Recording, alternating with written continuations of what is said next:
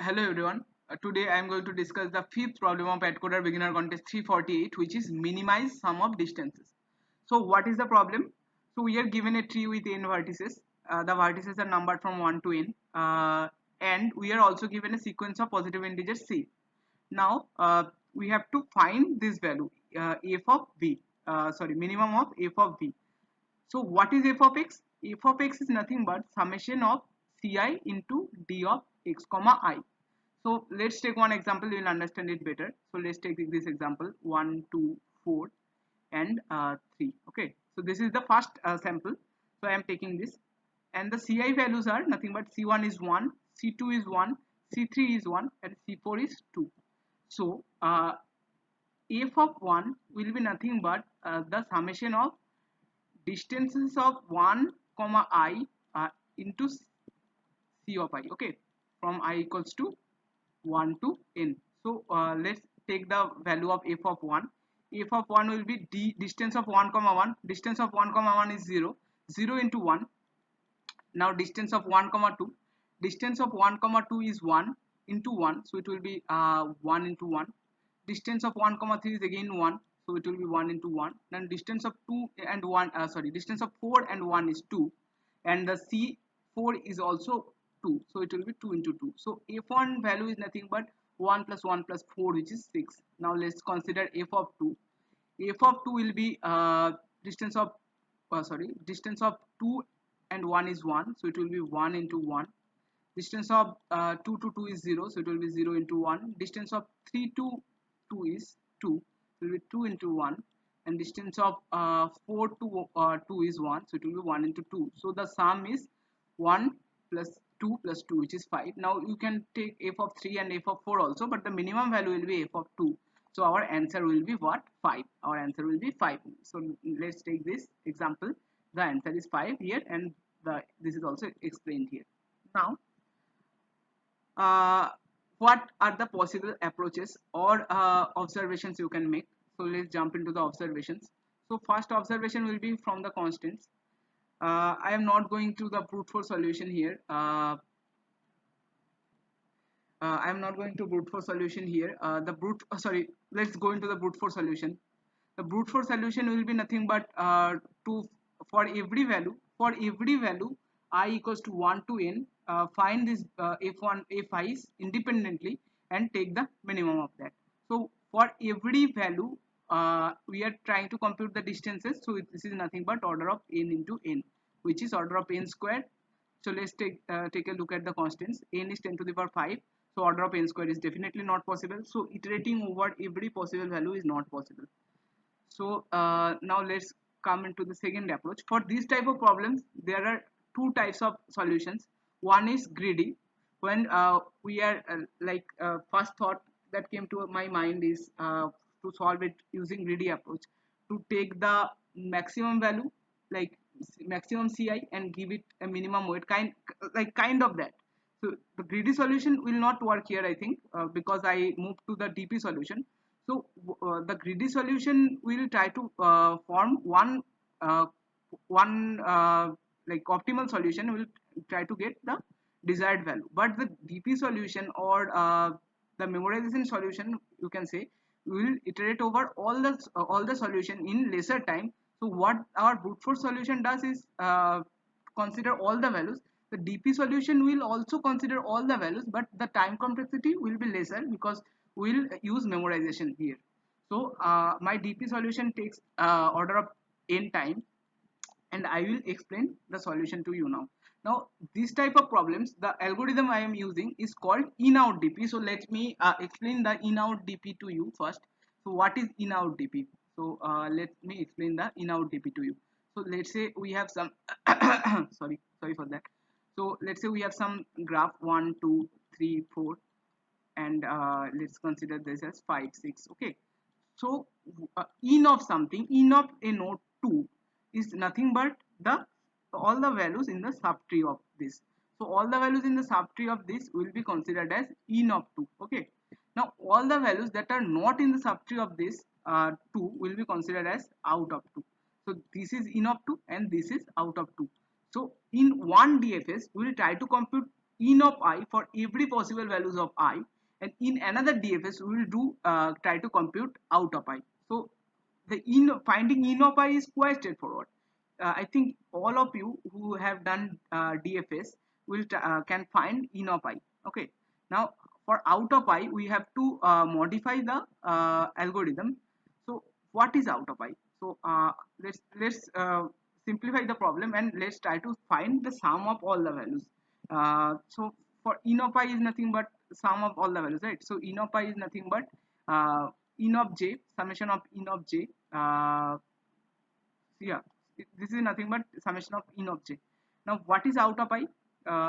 So for when we are solving in of I, we are trying to find all the possible values in its subtree. So we will do DFS first and then we will compute in of I. Now when we are trying to compute out of I, we will come from outside, right? Come from up. So let's say when we are trying to compute in of 2, we will first do DFS of 3 and try to compute in of I.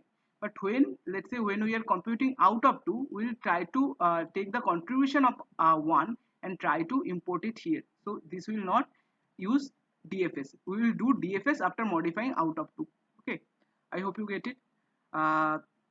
uh, I think one example, if I can give you, what I am trying to explain is the summation of all the values. So j out of j I will do out of j will be nothing but out of I, okay, plus all the values in the siblings. Out of I can take if there are some nodes outside of 1 also, that will be the contribution of 1. So out of I and all the sibling values of I, so let's say summation of 2 and 5, so let's call that as sibling. Okay, so out of I plus sibling minus in of I. Okay, so out of j is nothing but out of I plus sibling minus in of I. So when I will explain this part of the code, you will understand what I am trying to say from sibling. So instead of explaining this sum approach, let's jump into the problem statement itself. You will understand it better. Okay, so here how we can solve this problem. Okay, so so let's come back to the problem. So let's say we are at some we have some tree like this, 1, 2 and 3. Okay, so let's say the contributions are here 3 and 1.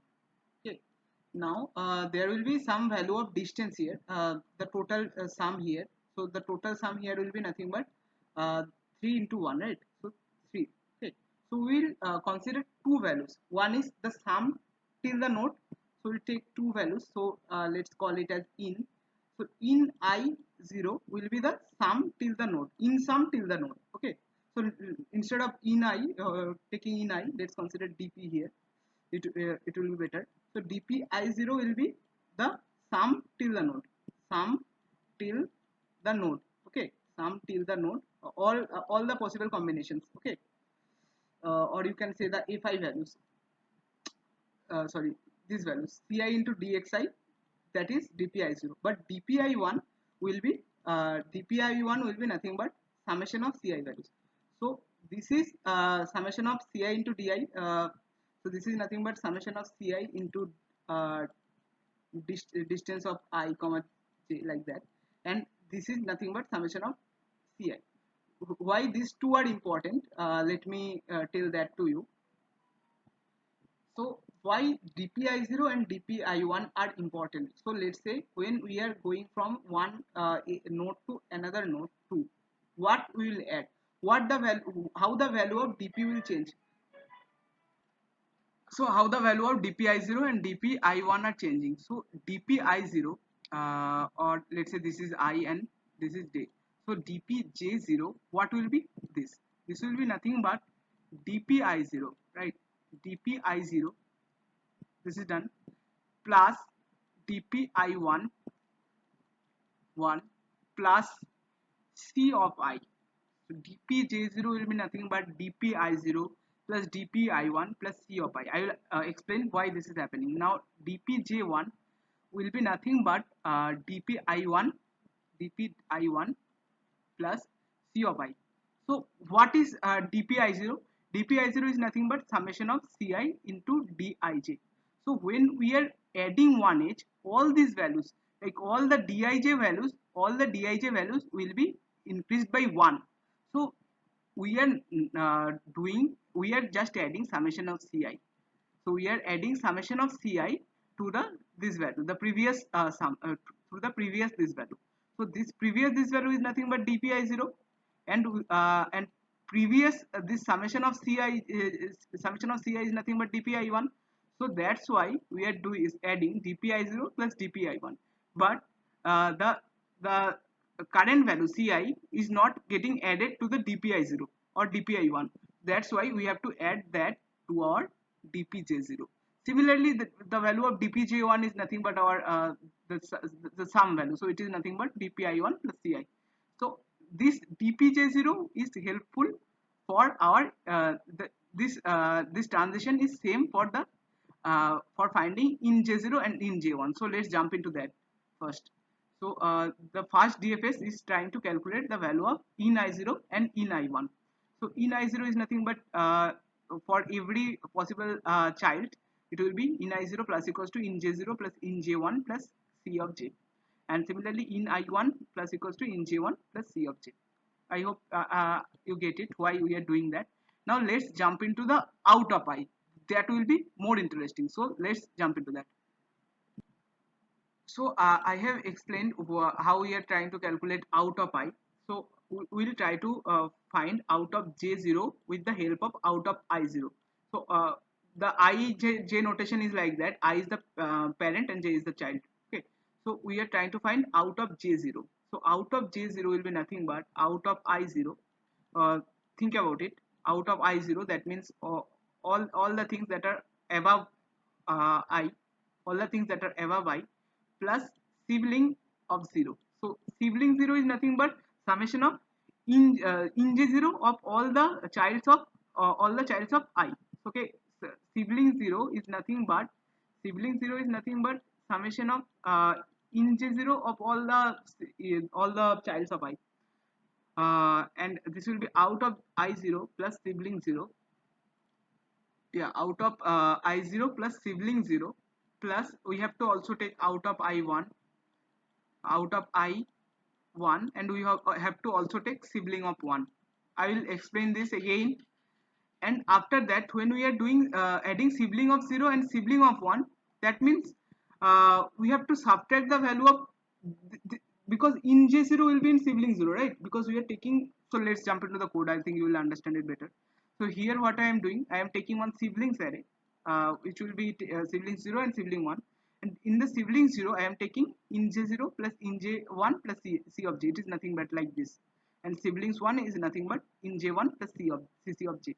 So when we are adding this sibling 0 to our out of j0, that means in j0, in j1 and cc of j is also added. And when we are adding siblings of 1 in the out of j0 or out of j1, we have to subtract in j1 minus cc of j. So that's why we are adding out of I0 plus out of I1. So these three things, out of I0, out of I1 and cc of I is getting added. And when we are adding siblings 0, we have to subtract in j0, in j1 and cc of j. So we are subtracting in j0, in j1 and cc of j. And when we are adding siblings of 1, sibs of 1, we have to subtract in j1 and cc of j. That's why in j1 is getting subtracted twice. So that's why I am doing 2 minus 2 into in j1 and 2 into cc of j. Okay. Similarly, for out of j1, we have to do out of I1 plus sibs of 1. When we are adding sibs of 1, we have to just subtract these things, and we have to add c of I here. So this part, if you are not understanding how in out dp is operating, please look out, please search what in out dp is. You will have one understanding and then get back to this. So one understanding I have given to you is that when we are computing in of some node, that is easy, it is simple dfs. When we are doing out of some node, we have to take this I of j, and from the values of I and its sibling, we have to modify the value of out j. So out j is coming from top to bottom, and in j is coming from bottom to up, like that. So I hope you understand. I will try to find one link regarding in our DP and provide you in the comment in the description box. Please look out that, and then again try to rewatch the video if you are not understanding any part of the video.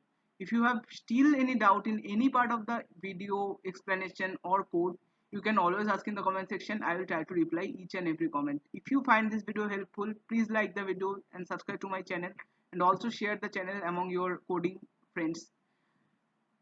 Thank you.